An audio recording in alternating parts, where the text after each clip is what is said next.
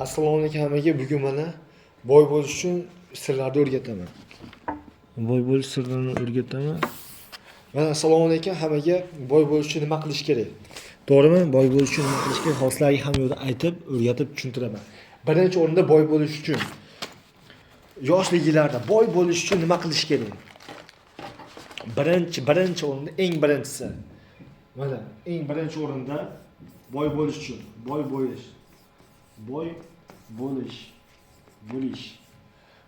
uchun birinchi o'rinda mentalitetni o'zgartirishimiz kerak. Bu degani xuddi boylarga o'xshab o'ylashimiz kerak, boylarga o'xshab kiyinib yurishimiz kerak. Qo'ldan kelgancha. Mana masalan, welcome my home deydi-yu, mana kiyimlarda Gucci, bunday ishtonlar, Nike pack bori normalniy bitta anaqa nima deydi? Yaxshigina daromadni kiyim uchun ishlatish kerak. Hali xuddi boylarga o'xshab yurish kerak. Odam boylarga o'xshab yurish kerak. Mana outfit deymizmi?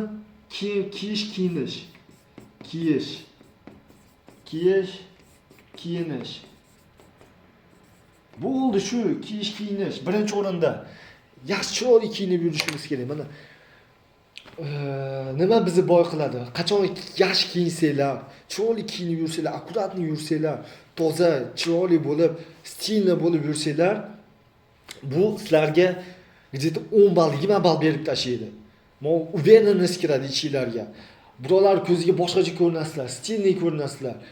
Qachon haligi chiroyli kiyinib yursanglar, o'zingizlar ichinglarda ham anaqa bo'ladi, nima deydi, kuch bo'ladi. Uverенность bo'ladi. Shu uverенностьlarni boy qiladi. Eng katta narsa, sizlarni boy qiladigan narsa bu uverенностьga kiradi. Uverенность mana birinchisi bo'ldi. 3 ta faktorda aytaman. Ikkinchisi mышление, o'ylash, boylarni o'ylashimiz kerak.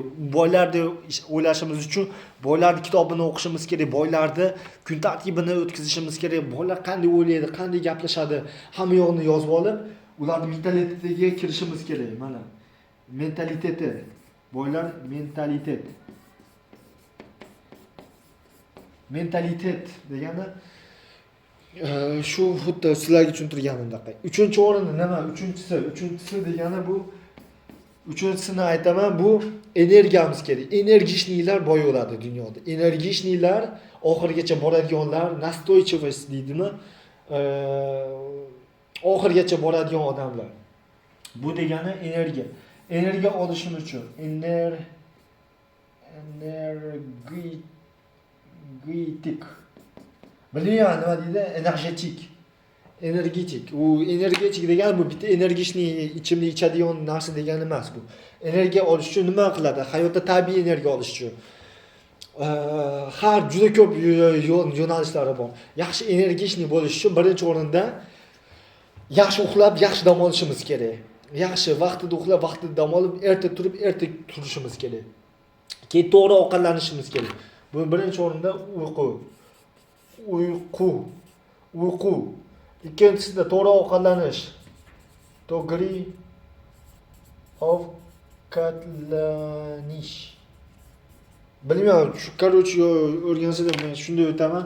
To'g'ri ovqatlanish, uyqu, keyin uchinchisida sport kiradi. Uchinchisida sport.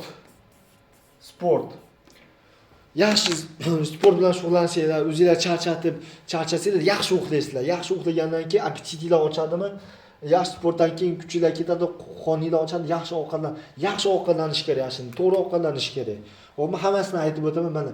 Boy bo'lish uchun men sizlarga 3 ta narsani ochib berdim. Короче, bugundan boshlab harakatlar qilinglar, chiroyli kiyinib, yaxshi energishni bo'lib, yaxshi aniq tonusda yuringlar. Mentalitetinglarni ham o'zgartiringlar. Окружениeni, odamlarni, aqlli odamlar bilan ko'proq gaplashinglar. O'zingizlardan aqlli bo'lgan odamlar bilan gaplashinglar. Qo'lingizdan kelgancha. Agar unaqa odamlar topa olmasanglar, internetdan ko'ringlar. Internetdan kitoblardan istanglar. Ashuna qilib topsanglar bo'ladi. Men sizlarga ishonaman, hamma yo'q qo'limizdan keladi. Kelajagimiz oldinda qani ketdik.